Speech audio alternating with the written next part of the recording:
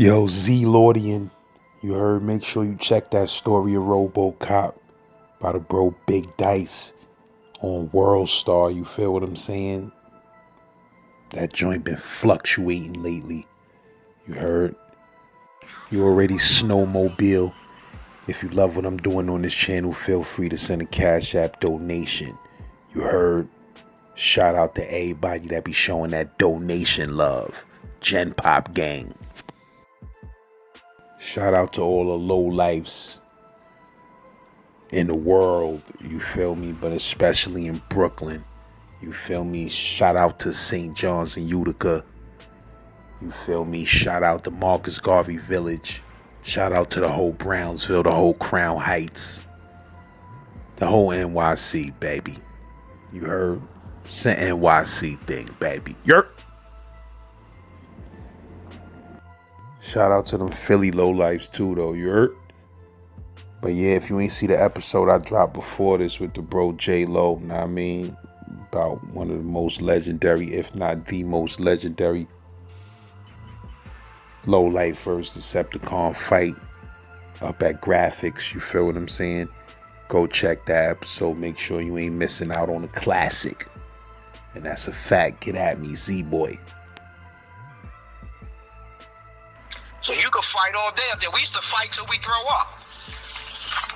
Word up. After the fight, niggas be puking, being exhausted, throwing up on each other, sliding in the shit.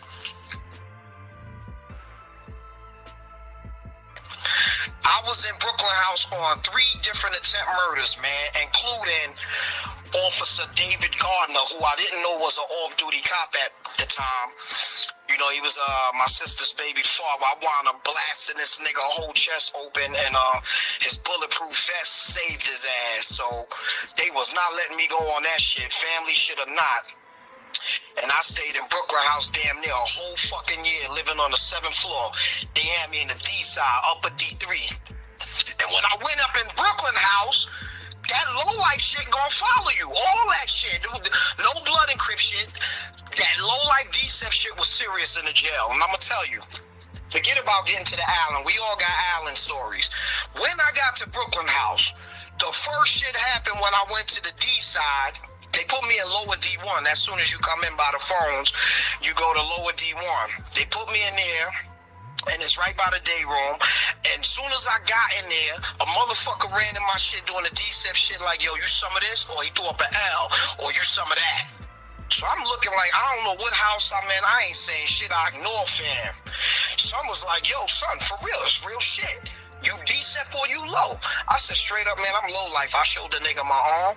The nigga was like, I'm decep. I was like, okay, so what it is? He's like, nah, I'm just up in here just like you, fam. What up? You know, we both black. The house was Puerto Rican.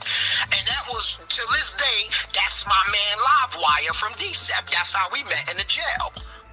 And so, police knew I was, on that gang shit because they look at the tattoos on you.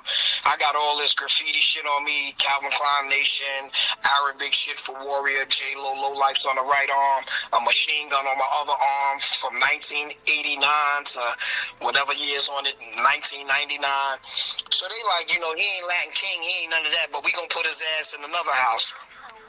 So they wound up putting me on the, I hope I ain't skipped it, but that was the 7th floor I'm talking about. They wound up putting me on the 9th floor with all the psycho motherfuckers.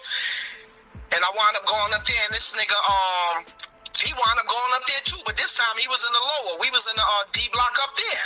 I was in upper D3, he was in lower D3. And so we could, like, speak to each other off the reflection of the Brooklyn House windows at night talking shit, because the jail never sleep. It's mad fucking noisy. You can't sleep in that shit. So we be rapping and shit, banging on the gates and shit, you know, sharing low life and decep stories and shit. And that's how I did that little skit bit in there, man, comfortably, you know, without the Latin Kings and us going to war. You know what I mean? Because there was a lot of them in there at that time. And this is like in, I believe this was like 91, 92. And we was in there, and that Latin King and the Yet Thy Presence was real big, and it was not a game. You know what I'm saying? They had a set in there called, what the fuck was these niggas called? Oh, shit, man. I know it was, Tiger Clan. Tiger Clan. They had Brooklyn House had it fucked up. And instead of, it ain't like Bloods and Crips when they got beef with, the Land Kings and the Yetas. It was different with us. They were still keeping their eye on me and Son, because Son was Decep and I was Low Life. And they was more of like, all right, this nigga Low Life, man, I want to team up with this nigga, man, and get some stories from Son. We know them niggas be getting polo, they fly. Yo, what's up? So I got to live in that house through the whole bid with the fucking Germans, because we was calling them Germans at the time. X-backs, hardbacks, before the Bloods was even calling the Crips that shit. We was calling the Land Kings and the Yetas X-Men and hardbacks. So we was up there with them, and me and Son became cool. I never seen Son ever since then. And that was cool, because I thought when I got in there, that was my first time in Brooklyn House. I thought it was going to be some Decep low-life shit, but I love how I just said it with my chest, like, nigga, I'm low-life. It is what it is, bro. You know what I mean? I hear niggas talking about they was at the A and B gates on the island. Yeah, same shit in Brooklyn House. I was at the gate like, nigga, I'm low-life. What up? Word up. Low life, nigga, what up? They wasn't letting people have their regular clothes back then in Brooklyn House, right? Hell yeah, I had my wedding band on and a two finger there. They ask you, do you want to put it up in an envelope? Now, when I was in Brooklyn House, I had a problem with my sneakers. Everybody in there got their own cell, but when they cracked the gates and shit for you to be in the day room all day, I don't know how niggas got my sneakers, but niggas went up in upper D3, took my fucking sneakers, and I told niggas straight up, I ain't give a fuck what the repercussion was. If my sneakers ain't in there, I'm cutting everybody in the fucking day room, B. And my word is my bond. Word up. My man Beaver from Van Dyke was there, mad niggas was there. If my sneakers ain't back, I'm cutting everybody in here. And I had a big ass sword. And then you get real knives and 007s and real ice picks, man. That's Brooklyn House. All the weapons is in there, B. Fuck a razor or a little New Yorker. We had Phillips screwdrivers found down to a point. Like you got niggas that had, like on the island, you got niggas that got the phone. You got niggas that got the TV. In Brooklyn House, you got the nigga that got the weapons, B. Word up. And I always chill with the nigga who got the weapons. Remember, I ain't no real fighter. Niggas don't know that. So I need a weapon. I'ma hang with the weapon man. What's up? What you got, half scissors? Alright, my girl coming up. I got you. I always stayed with a gun, B. That's what we called it back then. We called it guns then. And, I was good, but I got my sneakers back because niggas knew. I told all them niggas, yo, I'm cutting everybody in here. My sneakers came back. So what, dudes just put your shit back in your cell while you wasn't there? My shit miraculously was there when I went barefooted to the fucking gym. I went to the gym with my man Beaver from Van Dyke. Police was like, you can't be in here without the shoes. How the fuck you even get up here like that? I said, I don't know. Somebody took my shoes. Who? I said, I don't know. They's like, you can't be in here like that. You gotta go back to your cell. So they gave me my ID back. COs put me on the elevator, brought me back to my shit. I went up in there, and my sneakers was right by my bed. I said, hell yeah. I felt like I was that nigga, but I already knew. My man was like, yo, son, you gonna have to get out of here because these niggas gave you your sneakers back just to tear you up.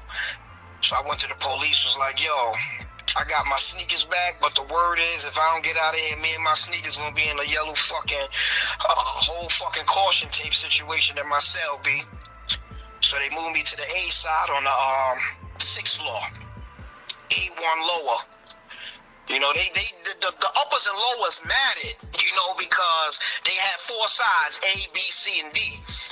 And each side had like 15 cells up, 15 cells on the bottom, 30 niggas in the house. Now, if you're a new nigga coming in, 29 niggas is on one team. It's just like, that's how it is in there.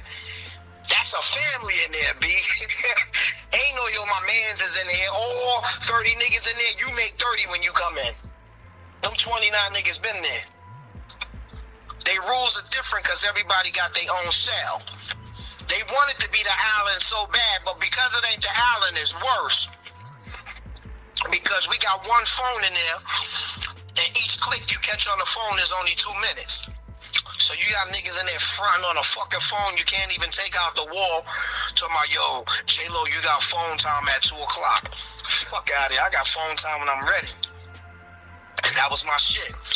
But, Brooklyn House is where I learned how to fight. Like I said, I wasn't no fighter, but we be having quiet fights all the way like up in upper D15, all the way in the back. niggas be by the stairs, by the uppers and lowers, where the big sink at, watching out for police. Because once you up there on the uppers, ain't no police up there. Ain't no cops, ain't no COs up there. You up there on your own. Them niggas cracking that bubble from the first floor. You can't see up there because there's windows opposite you. So you can fight all day up there. We used to fight till we throw up. Word up. After the fight, niggas be puking, being exhausted, throwing up on each other, sliding in the shit. Word, I was biting the nigga in his face. Nigga threw up in my mouth. We was fighting. Nigga threw up in my mouth. And I was ready to throw up back on that motherfucker. Niggas is like, yo, y'all niggas is bugged out, bro. What you mean, though? What you mean? I was exhausted and all of that crazy We shit? was fighting for an hour, bro. Niggas is like, nah, keep going. You know the house is instigators. Keep fighting, low. We in there fighting. Nobody winning or losing. The fucking hits are coming 1 mile an hour. Niggas fighting, throwing up on each other, sliding in the shit. Niggas peeing on themselves in hopes to tap out because he peed. Nah, you still gonna fight. I peed on myself trying to get out of fight. Nah, nigga, you gonna keep fighting. I'm like, yo, these niggas is crazy. I was begging for the island. Fucking Brooklyn house is fucked up. What y'all niggas was fighting over, though? Fighting over stupid shit. They give everybody table of bread. There's like 6 tables in the day room. Every table get a loaf of bread.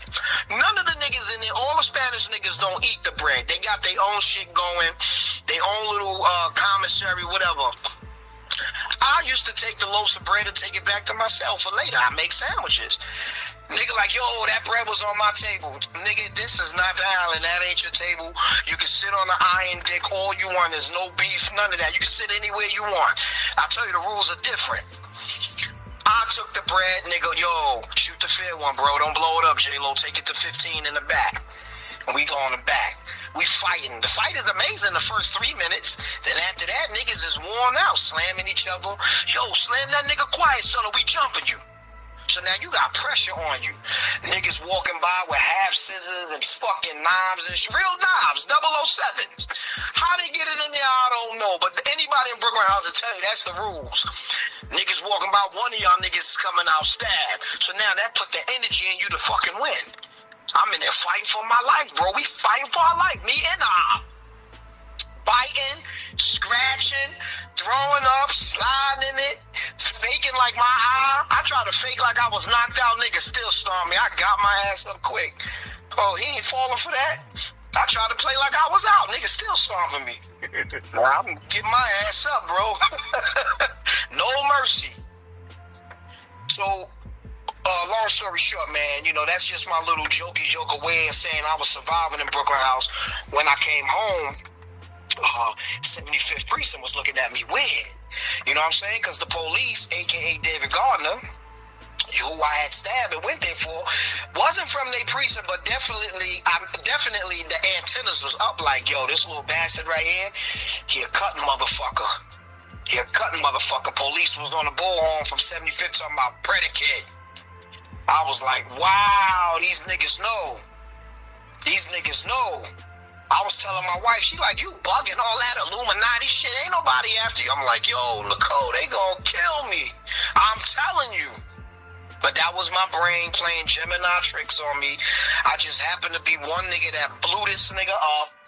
And because we was family, he ain't dropped charges. He told him it was something else. Shout it out to David Gardner, man. That's my brother-in-law now. Rest in peace to my sister Dana. My brother Shucky told me to run after I did it because, you know, even though he was off-duty cop, he still felt compassion for me like, yo, I'm not going to press charges, get your ass out of here. But I wanted to put on a show because I knew everybody knew he was a cop. So I'm like, yo, anybody can get it. I wanted to put on a show.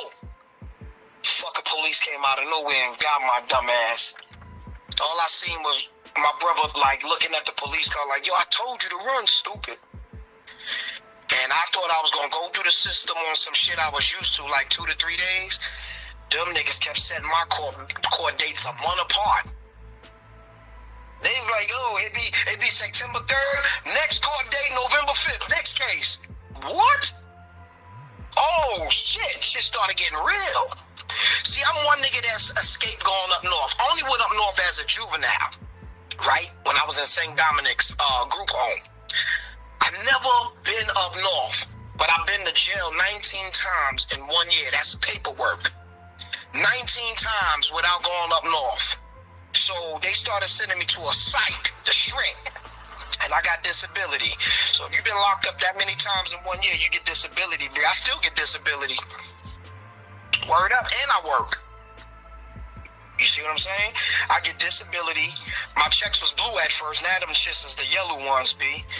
And, yeah, man, I never went up north, man, only as a juvenile. You know what I'm saying? That was for stabbing the teacher at our old high school, Dean Fiore. I had, stabbed son in the schoolyard with well, I ain't stabbed him. Let me reiterate it. That was the lie he told him. I threw a glass at him like a ninja star and it stuck in his chest and then one in his arm. You said it was a teacher? Yeah, the dean. His name was Fiore, Dean Fiore. At what school you said? Graphic Arts, GCA. Shout it out to Dean Fiore if he's still alive. That was the motherfucker who had the funny ass mustache and walk with a switch. I think I remember that dude. You said he pressed charges though? Yeah, man. I was fucking wrong for doing that, man. But I wanted to go outside for the 4th time for lunch. You know how we used to sneak out mad times for lunch in GCA? And the nigga caught whiff of that. He's like, yo, how you got lunch 4 times, bro? And we got in an argument, and I told the nigga I was going to tear him up, and because he was like sissy, everybody in the yard was laughing, so I broke a bottle and threw it at him, the bottom piece, and the shit stuck in his chest like a ninja star. I didn't mean for that to happen, but in the classroom? Nah, that happened in the yard, outside the lunchroom, the big yard. He said that shit stuck in his chest, and what he did? Yo, the nigga grabbed it and took it out, and then I threw it back at him, and it went in his arm. The niggas just started running like, yo, this nigga J-Lo bugged out. So the nigga dived on me. It was mad blood all over me, man.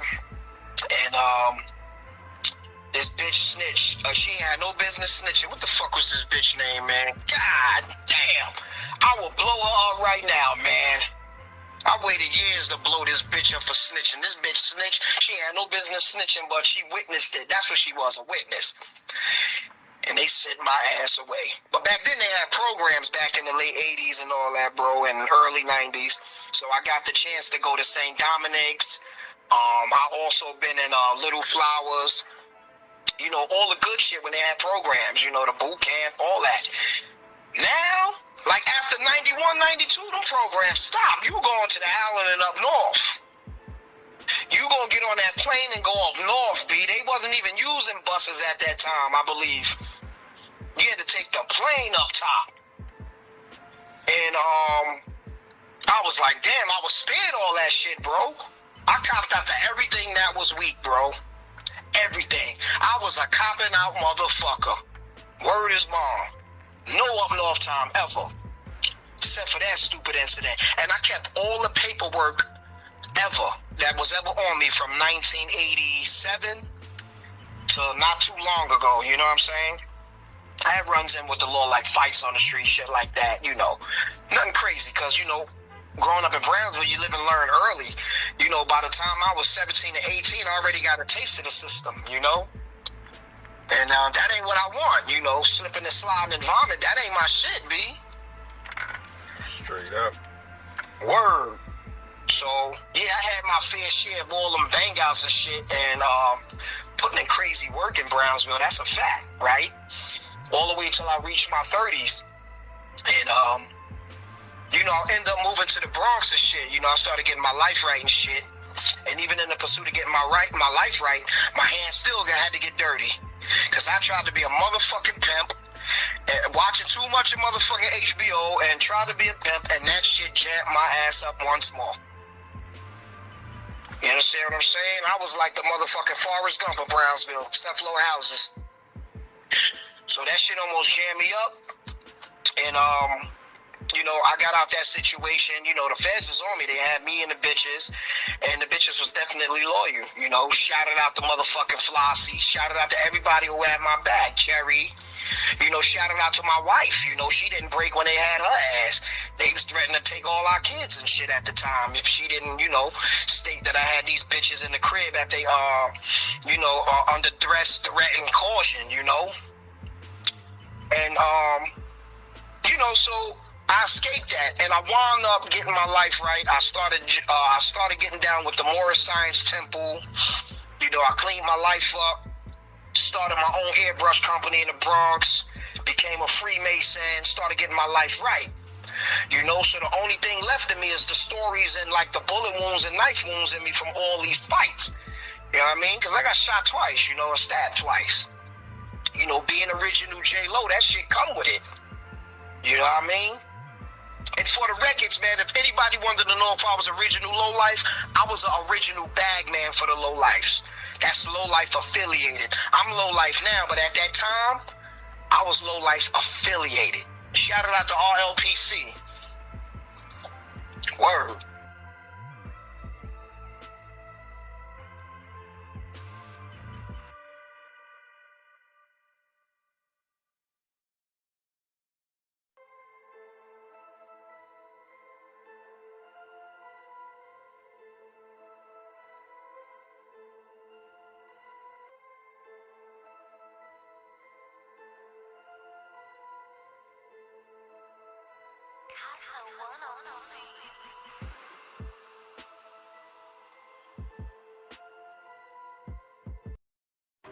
Hey yo, Z-Man, Suicide Polo with the Ski Man, you already know. Make sure y'all go stream that Gen Pop Top 100 Volume 1. You heard? With 10 blazers, 10 of the most fire stories you ever heard in your life. Hood and jail stories, you heard? Check that Volume 1, is fire. And that's on all streaming platforms, Spotify, Apple Music, Amazon Music, whatever you stream music on, it's there. Collabs for sale, 5 cents. You heard? 5 cents, you get the collab and the promo on the channel. You send me a song or I send you a beat to choose from. Check my rap resume, it's ridiculous. You heard? Songs and videos with all type of rap legends, too many of them to name. You heard? Put my name in on any mixtape website, anything, and you gonna see my discography. I get busy. Holla at me. If you ain't see my story, robbed in Woodside, Queens, that's the hottest story I got out. You heard? Last story. For y'all dudes that be saying I don't be dropping those stories, I just dropped 2. You heard? And this is one of them, so make sure you check it out. That LAZ, robbed in Woodside, Queens. Yersk! Listen, man, we talking Brooklyn history. This the New York Times talking about the Decepticons, and the New York Times talking about them lowlifes, baby. You feel me? We ain't just running our mouths. We talking about real New York City history. So if you into that, you into this channel. You heard? Z-Boy. Nah, this nigga gonna knock me the fuck out. It was like this nigga was on steroids or some shit, man. All you see is polo and fucking army fatigue on the floor, rumbling. Son. Yeah, but yeah. I definitely fuck with the hookshot twins from Tomahawks. I ain't even know them hookshot twins was Tomahawks. Yeah, they official Tomahawks, man. Original, the twins. I remember them hookshot dudes. They used to come to my projects. They used to come to Howard hitting them hook shots from deep. Yeah, man. That was they shit back then when we were youngsters. You know, and them niggas is nice with their hands because they took up martial arts. And, you know, I mean, they fell victim to the streets. You know, if you know them, you know. But them some Tomahawks historians right there. If you could get your hand on one of them, especially Raymond, that's his name. If you could get Raymond, he gonna give you the greatest Tomahawk stories you can have, B. You know what I'm saying? Because, you know, he's like, you know, one of the last of them who got, you know, all his senses left, as I would put it, without prejudice. You know, so he's a good historian. Rest in peace to the late Patricia Dean from Glenmore Houses. She was also a good historian who actually tried to get me off the streets, but it really didn't work. But she damn sure had a lot of pull and ties in Brownsville. You know, she was one of the first people that took my artwork off the street and actually put it in a Heritage House on Stone Avenue at the time. Yeah, let me just say you are one of the most legendary graffiti writers in Brooklyn history, right? That's a fact. I'd rather the streets tell it than me, so it wouldn't be like egotistical. But it's a fact, you know, it can't be disputed. I was one of the. In fact, let me reiterate that. I was the Brownsville king of graffiti. Okay, shout it out to my man Webb Chaos and my man Doug 167 from Howard Houses. You know, shout it out to them. You know, my MOG niggas from Seth Flow, you know, and Howard Houses also. You know, they paved the way before I, you know, stamped the name King. And if inquiring folks out there want to know how I earned the title King, it's because when you took the L train from 8th Avenue to Canarsie, I had 50 giant 10-foot blockbusters on each side of the walls, uptown and downtown. You understand? And I was the first to ever do that in Brownsville because at the time, Brownsville didn't have graffiti niggas running around. We had gangs and stick-up niggas, drug dealers. Graffiti was not really popular in Brownsville until I put that shit on the map, and that's a fact. You know what I'm saying? So when the walls were so pure and clean, I just had to, you know, dominate that shit, man. I said, yo, if anything I'm gonna ever do to put my name out there and go Hollywood with this shit, it's to stamp my name as big as the Hollywood signs, you feel me? So at that time, from 1987 to 89, I dominated the L line, the tunnels, the tracks, the overpaths. Sometimes I would hit the trains and shit, because we was bombing the trains at that time too. So I was putting holes in the train yard and actually going in there busting out my shit, you know? That's crazy. You said Doug used to write too. I ain't even know Doug used to write. Doug was an all-city king. He was, in fact, one of the only niggas that came out of Brownsville that was all-city. In fact, he was one of the first Muslim Islamic brothers to actually bomb with a kufi and hijab on. Word. So a lot of folks don't know Doug was righteous, man, you know, but that graffiti, man, that shit was like, some niggas did crack, coke, dope, we did paint, you know, and that was our habit. We, you know, to be a graffiti writer, you had to do a lot of robberies and stick-ups, man. So, as soft as I was forced to rob and stick shit up, man. Never was a fighter in my life, but was forced to actually get dirty and do that shit, man. What you mean, to be able to afford to buy the paints? Yep, we couldn't buy paint under the age of 18 at that time and 21, so we had to steal the paint. And the way we went about stealing it was horrible, B. That's how I got affiliated with lowlifes, because when we was robbing and stealing the paint, we heard it was a crew that just started called lowlifes. And that was in 1988. So we like, all right, so what's up with these lowlife niggas? They steal polo. At that time, we didn't know what the fuck polo was. We was doing graffiti. I don't give a fuck about no polo. We stealing Calvin Klein. We stealing Mad Motherfucking Tommy that just came out. We ain't know nothing about no polo. So that's how I got hooked up with the lowlifes, man. My man Will Lowe from Seth Flow introduced me to them niggas on St. John's and Utica in 88. So when I started fucking with lowlifes, they didn't accept me, because let me tell you something, man. It's a lot of niggas be talking about they lowlife, they this, they original. Them original lowlifes from Marcus Garvey and St. John's, you couldn't even get near them niggas, bro. When them niggas brought me up there, everybody was looking at me like I was straight a fucking plate, bro. I'm the only nigga up there with Calvin Klein. These niggas had Ski Mans, Suicide, Polo USA running down the arm, and here I go. So shout out to SJP, because them niggas kind of welcomed me with warm arms, open arms. My man AV Low on St. John's, he was like, yo, if you gonna fuck with us, you gonna be a bag man, nigga. And I ain't know at the time what the fuck a bag man was. All I know is I was a stick-up nigga. All I did was boost and rack paint. So I was like, fuck it, I'll fuck with y'all, what's up? You gonna be a bag man. You gonna be the one that carry all the shit out the store. I mean, man, that shit light work, man. I be carrying 100 cans out the store. So my first MIA, which is short for mission, was with niggas from St. John's and Utica back in 1988. We went and caught the early daytime Macy's rush.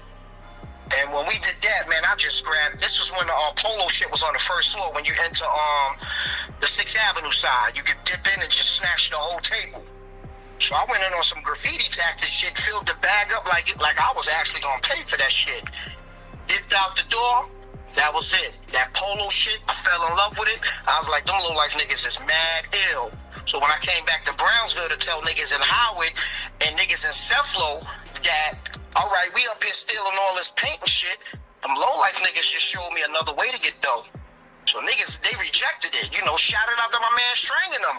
That's who I was running with before boot camp click was even thought about. We was in the trenches, bro, on some street shit. So shout out to my nigga Strang and Top Dog. Even my little nigga Louisville, man. Word up. All my niggas, man. All the dirt bombs from Cephalo. We was out there getting it. Stupid. That's my family right there, man. And you know, inquiring minds might be like, well, what's your connection to boot camp, J-Lo? Shucky Ducky is my little brother. See, a lot of folks don't know that. That's my little brother right there, you know. And we all grew up in Cephalo, except for Sean Price and Buckshot. And Tech, shout it out to Tech. Can't forget my nigga Tech. All my boot camp niggas, you know what I mean? And yeah, we all grew up in the grimy fucking part of the 80s, man. Shout it out to my man Still. You know, way before this hip hop shit, niggas was straight street. You know what I mean? Them niggas was full-fledged D-sets. And so they was the reason I was able to live in graphic arts. I went to Cybertron back in 88. You know what I'm saying? Shout it out to my man Boostin' Billy. Rest in peace. You know what I'm saying? Shout it out to B-Ball. You know what I mean? All my low-life niggas and shit. And D-Set made it hard for me to live in GCA, bro. But I tell you what, if you can't beat them, you gotta join them, right? Now, ain't no way as a bag man for lowlights I could get down with D-Set. String and all them started running with D-Set. All of them. Because Still was the plug. That's the reason I went to graphic arts. Still was like, yo, graphic arts was this, that, and the third. Yo, yada, yada, come through. I got you. Still kept his word. His word was his bomb. Word. So when I got to GCA, I was good. But it was a lot of D-Seps that was like, nah, I don't give a fuck who you know, son. You still low-life affiliated. But I was like, alright, on my Gemini shit, because I'm a Gemini, how about I take y'all niggas to get money with me instead of trying to fucking jump me? They was with that. So I started taking a few of the D-Sep niggas on missions. Rushing the Coliseum, Macy's, Bloomingdale's, the 9th floor, A&S. Them niggas had a different love and respect for me now. Because now I'm feeding the wolves. You understand? The wolves ain't got to jump me and attack me, even though I wasn't pussy. Every time I had a fight with D-Sep, it was always a fair one. And that's how I got my respect. Oh, J-Lo from Low Lives? Oh, nah, that's something from Brownsville. Whatever D-Sep didn't like me, we took that shit on 49th and fought it out. The biggest Low-Life and D-Sep fight was J-Lo versus Blur. That shit took place at GCA back in 1990 or 91. The bro Blur be watching the channel too. That's my con right there. Shout it out to Blur. Word up. Blur's a beast. You know what I mean? Me and that nigga had the biggest fucking low-life D-Sep rumble probably ever recorded. Rest in peace to Boostin' Billy, who was there. What y'all got it on for? We got it on some D-Sep low-life beef. My man Blur came up in the graphic arts lunchroom. I was chilling with all my niggas from Low Pioneers, which is a whole bunch of polo niggas who was boosting at the time, and actually niggas that was tagging along with low lifes too on the Mias. So some came in the lunchroom. That's D-Sep fucking territory. He got every right to come in that lunchroom. Son came in the lunchroom, mad stocky nigga with waves. I'm stocky too. So we both brolic like we came from Comstock, but we teenagers. Son came to the door and was like, yo, which one of y'all niggas is J-Lo? Yo, all my low niggas looked at me like I ain't even have to answer. Niggas just straight looked at me like I was going down the Apache line or some shit. So I stood up and said it with my chest. I'm J-Lo, what's up? The nigga Blur was mad gangster. Nigga D-Sep. I'm like, low life, what's up? He like, yo, word, I'ma see you in school, let out. Bang. Man, and I hate you, Blur. I love you and I hate you, Blur. You ain't here and see this. I hate, love this nigga, but this is my con. Yo, when school let out, I remember Boostin' Billy was like saying, rest in peace to bro. He's like, yo, don't be scared, son. Whatever you do, pop off. I got you, whatever. When we got to that corner, it was nothing Boostin' Billy could do. Them niggas is 100 deep. Only nigga I knew was Strang, niggas from Sethlo, couple of Van Dyke niggas, man. Shout out to my man Avalanche and all them niggas that I grew up with. My man Magoo from Van Dyke, Baby Steel from Van Dyke, rest in peace. You know what I'm saying? We went to the corner. Now, I'm polo down with Mad Gore-Tex on. Looking handsome, pretty, light-skinned ass, Albie Shore ass nigga. This nigga Blur ain't come to play, son. His talk was mad limited. He said what he came there for. Son took his shirt off, we start scrapping. I do the first hit. Boom. I touched, son. It was like all I did was tap, son. All I know was like 3 of his shits connected. I did like some somersault backflip with no hands on my back. Son got on top of me. I said, nah, this nigga gonna knock me the fuck out. It was like this nigga was on steroids or some shit, man. And it don't take away the fact that I could fight. But you can't win them all, right? Son was on top of me. All you see is polo and fucking army fatigue on the floor, rumbling. Son, because we was young, had he knew what he knew now, son would have been knocked me out. But we got the chance to wrestle on the floor, which made it even. And I knew son was going to hit me with that haymaker. So while we on the floor rolling, I said, I'm going to do something to stop this punch. Blur going to love this part, but he going to hate it. I bit earth, wind, and fire out of son in his chest. I locked on that nigga like a pit bull. We ain't going to sleep today, papa. Not today. I can't take a nap, bro. It's too many Deceps and a few lowlights to see J-Lo getting his ass knocked out. When I bit son let me go ASAP, jumped up in the air panicking. A bite, yo, you bite a nigga, yo. All that shit about what you learned in the streets and in jail go right out the window, bro. I bit son from here to Chicago, you heard? I bit life out of my bro. At that time, he wasn't my bro. He was the op. He Decep. I'm low life. I bit life out of son. Son took it like a champ. But see, here go the crazy part. Son took it like a champ. I took the L. Boom, we even. I bit you. You almost knocked me out. Fight over. But Decep don't fucking take L's. They don't take L's, bro. Word up. Literally, low lights, they don't take L's. So as I was walking to try to get my head right, rest in peace to my man, Little Darkwing. This nigga, Little Darkwing, comes and try to stab me with a motherfucking sword. The nigga swung it. He really tried to hit me. Boom, the shit caught on my Gore-Tex hoodie. He cut the hoodie, and the nigga stopped him like, nah, it was over. And everybody who know Little Darkwing, that motherfucker black as space, man. All you seen was his teeth. This nigga like, nah, J-Lo, you gotta die. I'm like, yo, what's up? We can fight next. What's up? Nah, break that shit up. So all the clowns are throwing their signs up and shit. I'm up the street walking wobbly, popping mad shit. I lost. 2 L's, motherfucker. Next day in school, like it never happened. So I say all that to say, you know what I'm saying? For a lot of niggas out there who grew up with me always thinking my hands was nice and I ain't never lost a fight. Man, I lost more fights in secrecy than y'all niggas know. You know what I mean? To tell the truth, publicly, now that I'm touching 50, a lot of niggas don't know I really couldn't fight. I just used to throw my hands and win. Because the voices in my head would be like, yo, J-Lo, throw that left now. And the right side of my Gemini ass would be like, no, he's gonna hit you. Throw the left, throw the right, throw the left. I'll throw the left, nigga knocked out. I'll knock niggas out with that left hand, one hit a quitter. So that was my reputation as, you know, the original J-Lo on these Brooklyn, Brownsville streets. Oh, J-Lo hit you, you going out. But see, niggas didn't know I really couldn't fight, bro. And so I say that to also say a lot of niggas couldn't fight, because when I was winning these fights, I would reflect on myself like, damn, how the fuck did my non-fighting ass knock this nigga out? Niggas couldn't fight back then. You had niggas who could. It was never gray. It was always black and white in these streets, especially in Brownsville. Either you won or you lost. Ain't no draws. Fuck out of here. Never that. Hell no. And I've been on the Brownsville streets since 1982 all the way to 1999. And it never changed. Everything is either black or white. And niggas who thought it was a tie always came back and shot you or stabbed you. That was niggas who couldn't control their ego. They came back. They had a point to prove.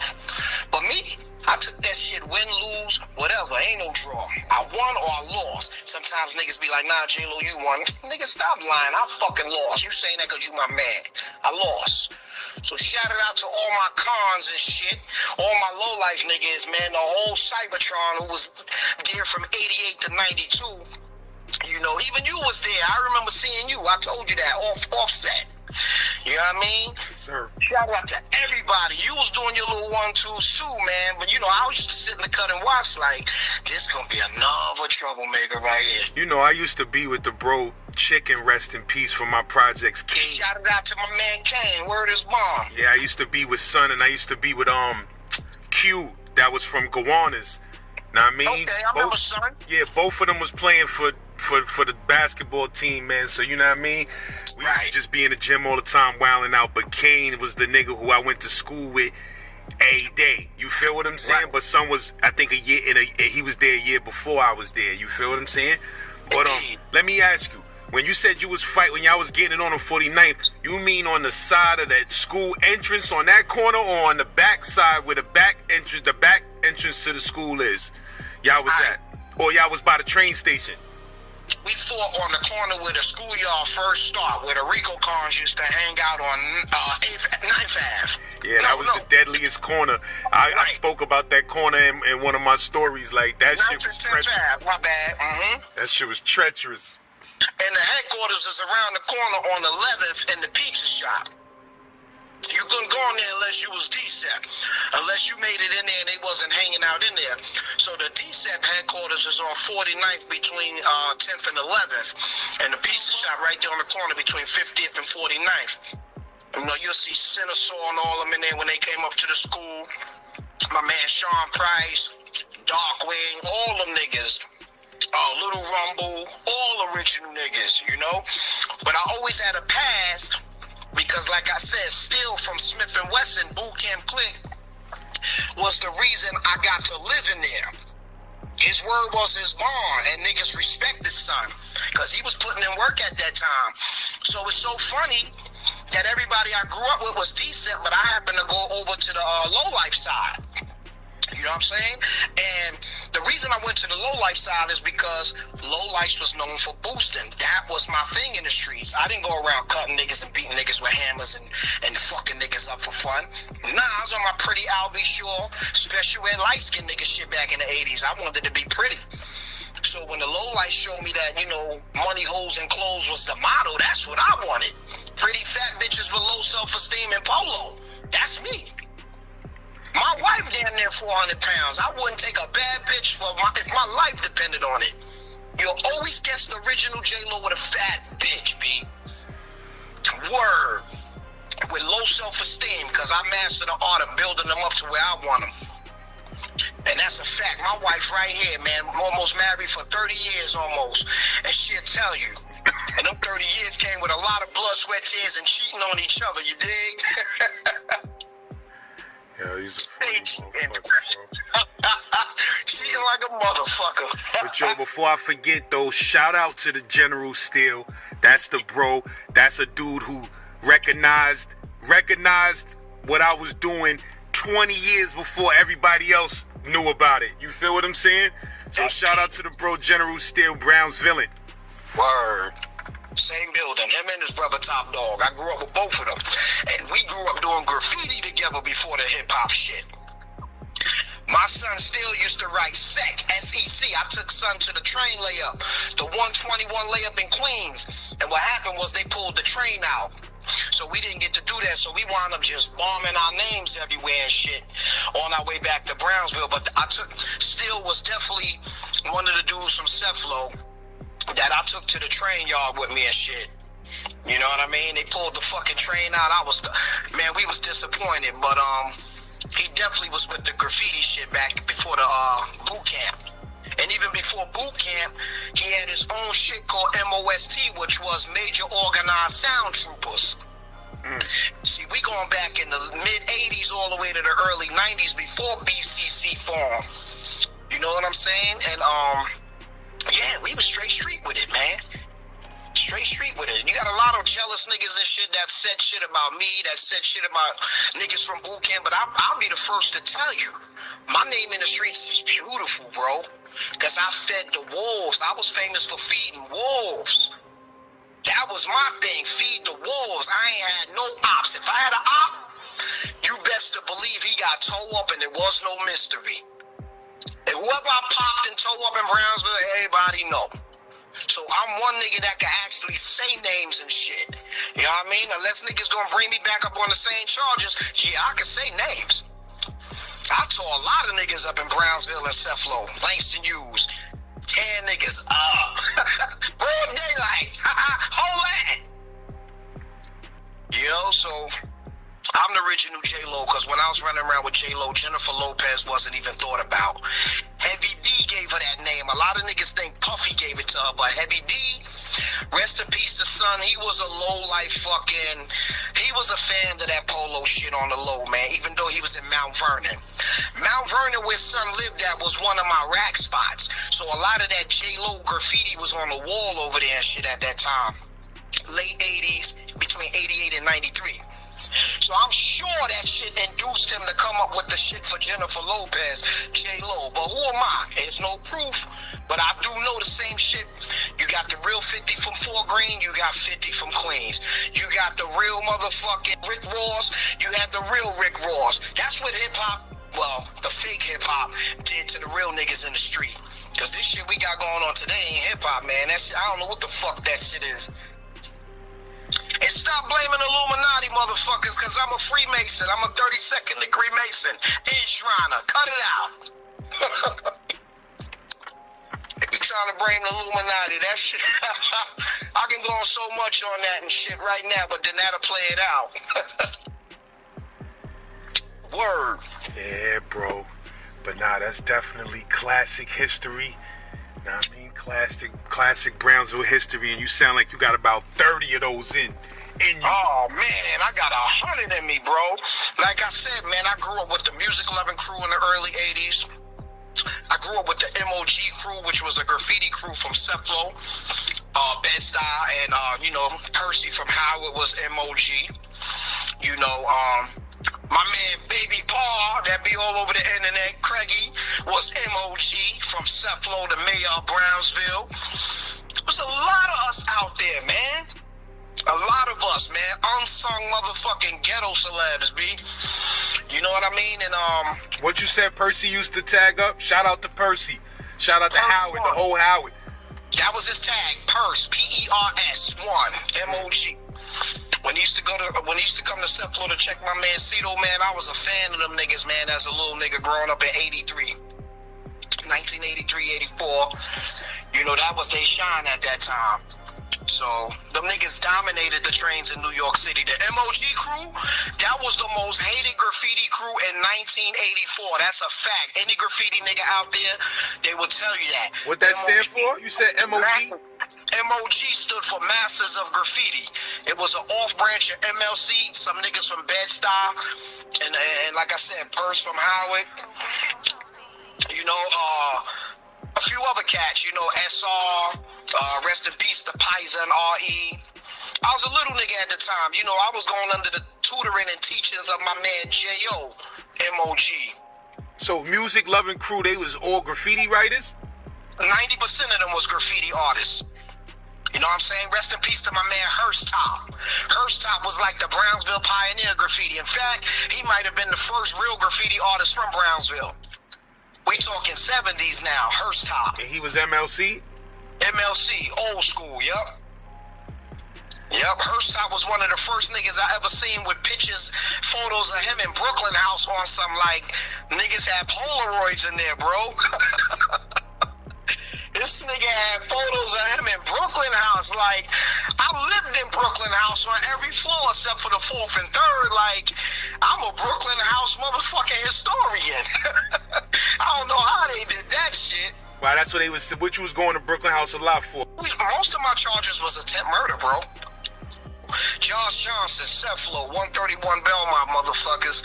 Word up. I've been skipping and floating through time like all the angels of good, which just held me down for all these years, man. I would say luck, but nah, nothing by accident. I was in Brooklyn House on 3 different attempt murders, man, including Officer David Gardner, who I didn't know was an off-duty cop at the time. You know, he was my sister's baby father. I wound up blasting this nigga whole chest open, and his bulletproof vest saved his ass. So they was not letting me go on that shit, family shit or not.